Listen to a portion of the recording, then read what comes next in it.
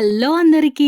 ఎలా ఉన్నారు? ఇవాళ మీకు మంచి నోట్లో ముద్ద పెట్టుకోగానే పుల్లగా తగిలే మంచి గోంగూర పప్పు రెసిపీ చూపిస్తాను. వచ్చేయండి. ఎప్పుడు నాన్ వెజ్జేసేనా కొంచెం వెజిటేరియన్ కూడా చూడండి. కానీ పప్పు మన కంఫర్ట్ ఫుడ్ కదా! దీంతో ఏది మిక్స్ చేసుకొని తింటా కూడా చాలా అంటే చాలా బాగుంటుంది. నేను వీడియో తీసే సెట్టింగ్ మార్చాననమాట. ఎందుకంటే ఒక ట్రైపాడ్ తీసుకున్నాను. దానితోటి చేశాననమాట. యాక్చువల్లీ ఏంటంటే నార్మల్‌గా పెట్టి తీస్తా ఉంటుంటే చేయి లాగేస్తుంది. అందుకే ట్రైపాడ్ చేశాను. అలాగే ఇప్పుడు మనం ప్రాసెస్‌లోకెళ్ళిపోదాం. ముందుగా కందిపప్పుని తీసుకొని వాష్ చేసుకొని కుక్కర్‌లో వేసుకొని అలాగే ఒక ఉల్లిపాయ, ఒక టమాటా, 2 పచ్చిమిర్చి కూడా కట్ చేసి వేసుకొని తర్వాత గోంగూరని కట్ట తీసుకున్నాను. ఆ కట్ట కూడా బాగా వాష్ చేసేసుకొని ఆ గోంగూర కూడా వేసేసి కుక్కర్ పెట్టేసి ఒక 3 విజిల్స్ వేసించుకోవాలి. 3 విజిల్స్ వేసేసుకున్న తర్వాత పప్పనేది మెత్తగా ఉడికిపోతుంది. అలాగే ఎంత గోంగూర ఏసాను చూడండి ఎంతయింది గోంగూర. సో, అవన్నీ వేసుకున్న తర్వాత బాగా మిక్స్ చేసేసుకొని, ఇప్పుడు పప్పు గుత్తితో బాగా మెదిపేసుకోవాలనమాట. మెత్తగా మెదుపుకోవాలి.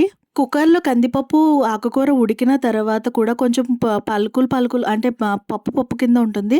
సో, దానికోసం ఏం చేయాలంటే పప్పు గుత్తితో బాగా మెదుపుకుంటే మంచిగా మెత్తగా అవుతుందనమాట. అలాగే దీంట్లో కొన్ని వాటర్ కూడా యాడ్ చేసుకోవాలి. నేను వాటర్ కూడా యాడ్ చేసుకున్నాను. బాగా మెదిపేసుకోవాలి. మెదిపేసుకున్న తర్వాత మీకు పలచదనాన్ని బట్టి మీకు పలచగా కావాలంటే వాటర్ యాడ్ చేసుకోవచ్చు. లేదు థిక్‌గా కావాలంటే యాడ్ చేసుకోక్కర్లేదు. నాకు పలచగా కావాలి. సో, నేను వాటర్ అనేది యాడ్ చేసుకున్నాను. అలాగే సాల్ట్ అనేది ఒక టీ స్పూన్ యాడ్ చేసుకున్నాను. ఎప్పుడూ కూడా పప్పుని ఉడకబెట్టేటప్పుడు సాల్ట్ యాడ్ చేసుకోకూడదు. అలా యాడ్ చేస్తే పప్పు ఉడకదు. పప్పు అనేది ఉడికిపోయిన తర్వాత సాల్ట్ యాడ్ చేసుకోవచ్చు. అలాగే ఒక టీ స్పూన్ కారం కూడా యాడ్ చేసుకొని ఒకసారి బాగా మిక్స్ చేసుకున్నాను. ఇక్కడ ఆల్రెడీ నేను గ్యాస్ హైలోనే పెట్టుకున్నాను. ఆన్‌లోనే పెట్టుకొని బాగా మిక్స్ చేసుకొని కాసేపు మరగనిద్దాం. బాగా మిక్స్ చేసుకున్న తర్వాత, మరిగిన తర్వాత దీంట్లో కొంచెం కొత్తిమీర వేసుకోవచ్చు. బావుంటుంది ఫ్లేవరు. సో, కొంచెం కొత్తిమీర తుంచుకొని నేను ముక్కలుగా వేసుకున్నాననమాట. కొత్తిమీర కూడా వేసేసుకున్న తర్వాత ఒకసారి బాగా మిక్స్ చేసేసుకొని పప్పంతా కూడా అలాగే మీకు పలచదనం సరిపోతదంటే గనక అలాగే ఉంచుకోండి. లేదు ఇంకా థిక్‌గా కావాలనుకుంటే కొంచెం సేపు ఉంచుకోండి. కానీ నాకు సరిపోతుంది. ఇప్పుడు దీనికి మంచి తడక పెట్టేద్దాం. తడక అంటే ఏంటో కాదండి. తాలింపు అంతే. ఇప్పుడు గ్యాస్ ఆన్ చేసి మూకుడు పెట్టుకొని మూకుడులోంచి హీట్ అయిన తర్వాత దీంట్లో ఆయిల్ పోసుకోవాలి. ఆయిల్ పోసుకున్న తర్వాత తాలింపు సరుకులన్నీ వేసుకొని తాలింపు పెట్టుకోవాలి.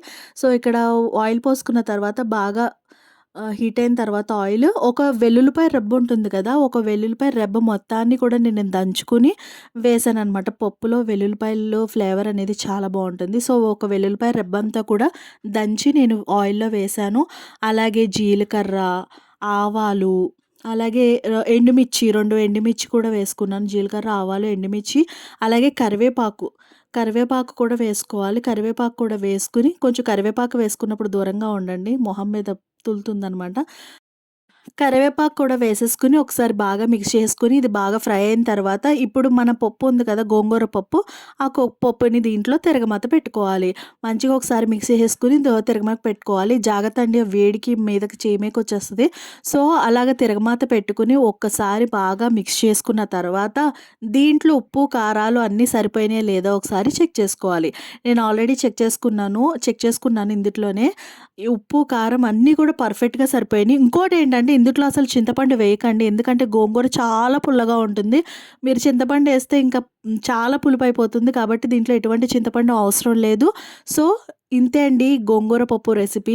పప్పు అనేది మన కంఫర్ట్ ఫుడ్. చిన్నవాళ్ళ నుంచి పెద్దవాళ్ళ దాకా కూడా ఈజీగా తినేయొచ్చు. అలాగే పప్పులో చాలా రకాలుంటాయి. సో, ఈ వీడియో మీకు నచ్చినట్టయితే లైక్ చేయండి, షేర్ చేయండి, సబ్స్క్రైబ్ చేయండి ప్లీజ్.